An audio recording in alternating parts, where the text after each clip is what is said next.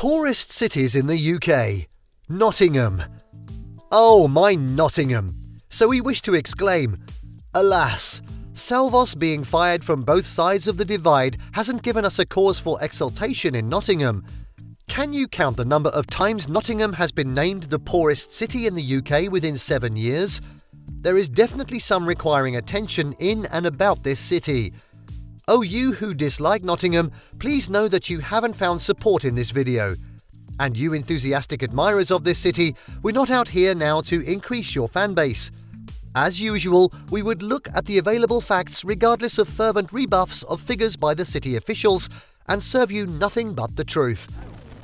Figures in public domain. Let's peep into what available data reveals about Nottingham's situation. We start with figures from the Office for National Statistics, the ONS. Nottingham's gross disposable household income, GDHI, is the lowest in the UK. According to the last available figures, the average yearly after-tax earnings in the city is £12,445. With that amount, residents of Nottingham residents' earnings are over £7,000 less than the national average. Those who consider this alone will be justified in their assertion that Nottingham is one of the poorest cities. The employment rate also doesn't bode well for the city. According to the last available figures, only 57% of all Nottingham's 16 to 64-year-olds are at work. This is the lowest employment rate of all major cities in the United Kingdom. This is one of the reasons the city is the poorest of 179 areas across the country. But when you look at the overall scores, Nottingham isn't just at the bottom, it's so far behind the rest. As expected, this breeds crime, the rate of which has increased across the region. We all know that there's a close link between deprivation and poverty and crime. While explaining his decision to establish the Nottingham School of Boxing in the city, Marcellus Baz of Sneinton, a repentant gang member, said that he saw that there were many areas of deprivation in the city and he wanted to get the youth there to work. Council's rejection. This is to be a kind of indictment of the City Council. We therefore understand it keeps rejecting the ranking, giving a lot of reasons. Well, this is not an isolated response. This has always been the position of Nottingham's council. One of the reasons given by the council is that it has many affluent suburbs that aren't captured in the figures as part of the city's official boundaries. For that reason, the results, they said, have been skewed by geography. The council further states that based on its own calculation, the figure that would truly represent the city's situation is £16,000 per person, once affluent suburbs like West Bridgford and Beeston have been included. The council believes that Nottingham would move up to the 56th position of the UK districts if the places where people have more disposable income are included in the city figures. It claims that more than half of the people employed in Nottingham City live in surrounding districts. Also, the City Council always blamed the unusually high student in the city for the low ranking. As usual, the council says the city's apparent poor economic performance is a result of 46,000 students who are less likely to be in full-time or well-paid forms of employment. According to the council, the figures of these people have diluted those of the individuals in well-paid and highly skilled jobs who live in more prosperous adjoining boroughs. Commenting on what statistics say about Nottingham, City Council leader, Councillor David Mellon, objected, "We know that our city's tight boundaries and high student population make statistics like this present Nottingham in a much worse light than is actually the case." He, however, unwittingly conceded what the council was contesting by adding, "But we also know that people are facing very real challenges in their everyday lives." He decried the decade of government austerity and welfare reforms and a lack of action to rebalance the national economy such that attention will be given to other cities beyond London. Residents' real-life experiences. The council appears to be alone in their denial of what is obvious, as many people in this city are still struggling with poverty. Residents have bitter experiences to relate regarding living standards in their city. One of them is David Atkins, a 58-year-old man who has been unemployed for 19 years due to health reasons. He is now living on employment and support allowance, ESA. He feels terribly isolated because he has no money. Within 1 year, he accumulates debt of up to £2,000. Now he has to cut back seriously to pay it off. We don't know whether this isn't a bit exaggerated. He said he sometimes goes a day or two without eating.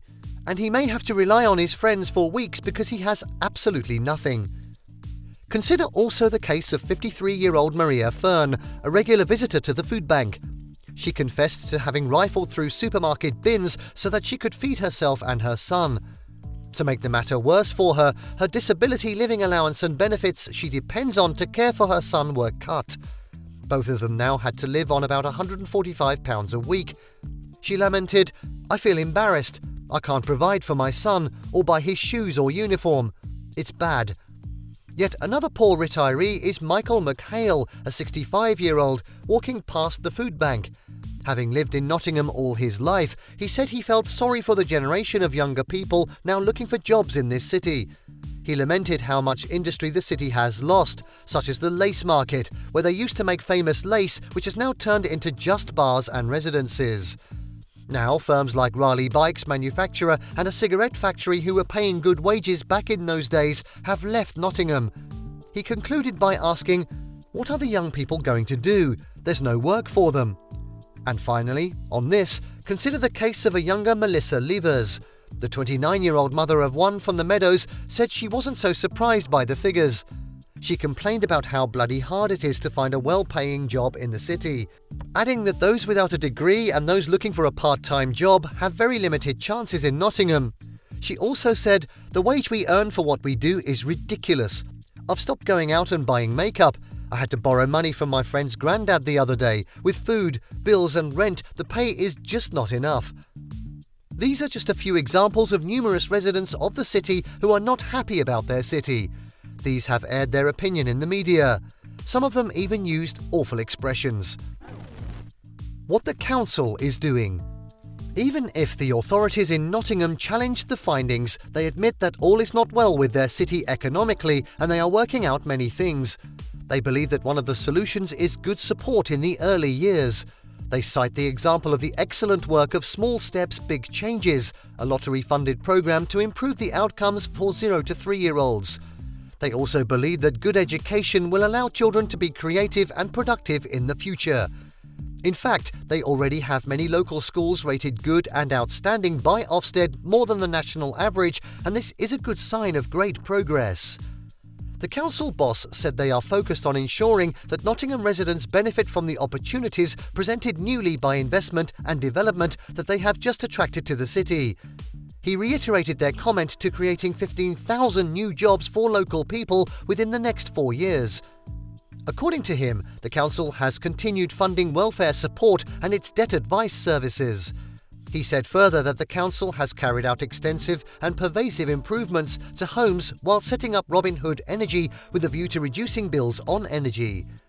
The council has also supported employment and is embarking on training services and job fairs. While appreciating the long-time and unwavering support and dedication of the city's partners in progress, the council boss said they are working with them to provide the necessary safety net for anyone facing homelessness. In the council's usual fashion, he considered the presence of food banks in the city a terrible indictment of modern British society, instead seeing it as evidence of poverty in the city. At this point, no sincere person would doubt that Nottingham is a city in the tight grip of poverty. However, is it among the poorest cities in the United Kingdom? Please tell us in the comment section. What would be your position? Thank you for watching this video. Please don't forget to subscribe and turn on the notification bell. This is Learning Canteen.